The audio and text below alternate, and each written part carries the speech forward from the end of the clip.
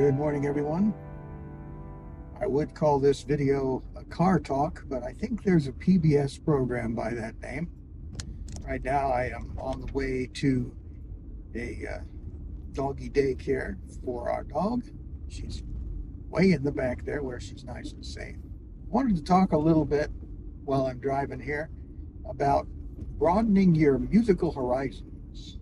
And this is directed towards just about anybody that's watching this video. Also for you who are teaching homeschool. I know school is getting ready to start up again. I haven't had to deal with kids in school since like 2005 when my daughter left for college. So sometimes it's easy for me to lose track of things like that. But I know that many of you are getting ready to start school again and thinking about what you're going to do as far as teaching your children.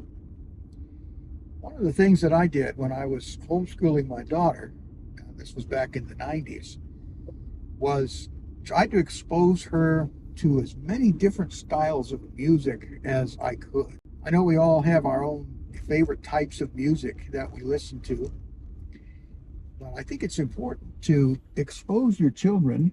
We got to watch for the traffic here. Expose your children to as many different kinds of music as possible. And this means broadening your musical horizons as well. I was very privileged growing up. I had a lot of musical experiences in my family growing up.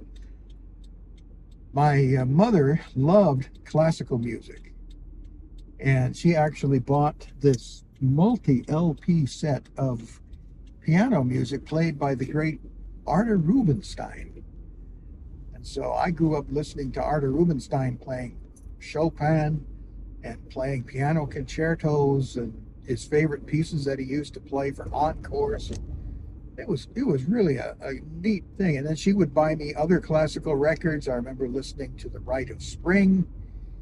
And but on the other side of the family, my dad, he liked things like the Tijuana Brass. And then, of course, you could listen to the radio in those days. This is the 60s, mind you. And you could hear Motown music. Then you could hear R&B. You could hear pop.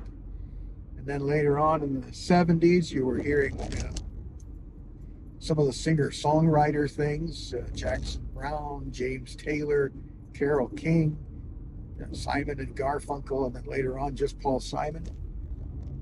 Just an amazing variety of music.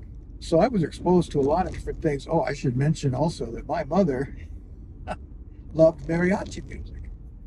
And I also had my father was the youngest of 5 brothers, and his older brother, my Uncle Leonard, loved to come over and bring his guitar, and he would play and sing Spanish songs.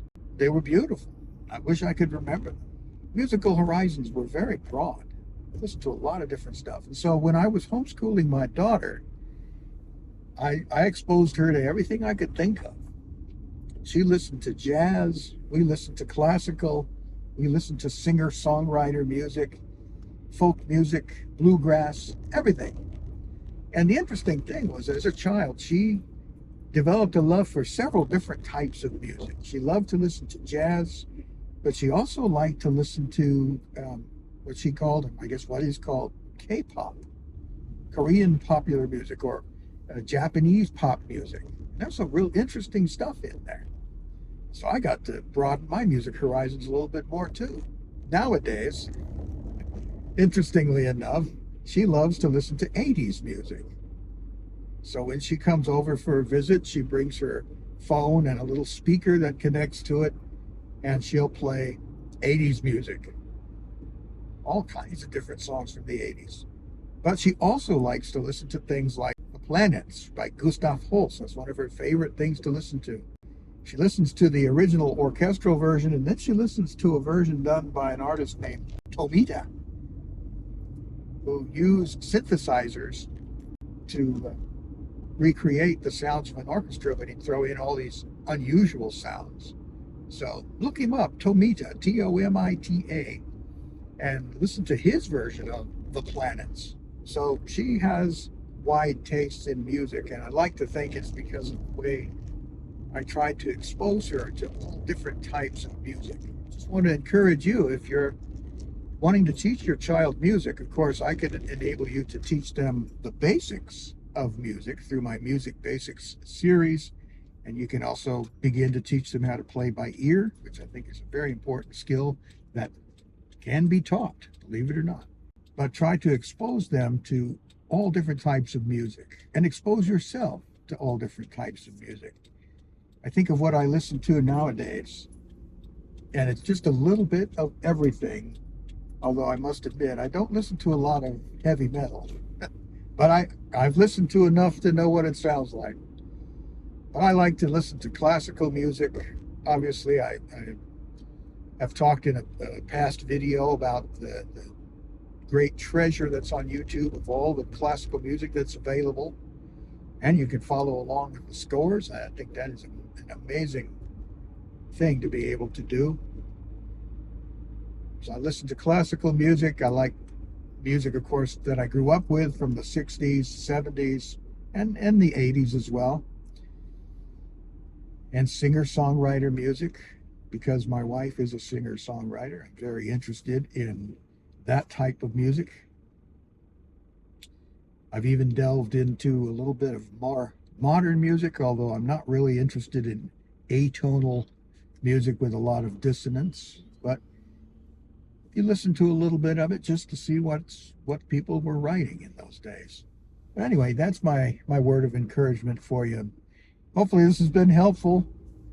I appreciate you watching.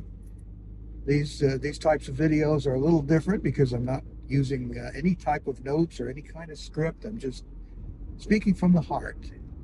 And really what I want you to take away from this is make sure that your kids get to hear all different kinds of music. And that means, of course, you need to broaden your musical horizons as well. Don't be afraid to listen to something that you've never listened to before. You may discover some new favorites. You may discover a type of music that you didn't even know existed. And now you want to explore that and find out more about it. So that's my word of encouragement for you today.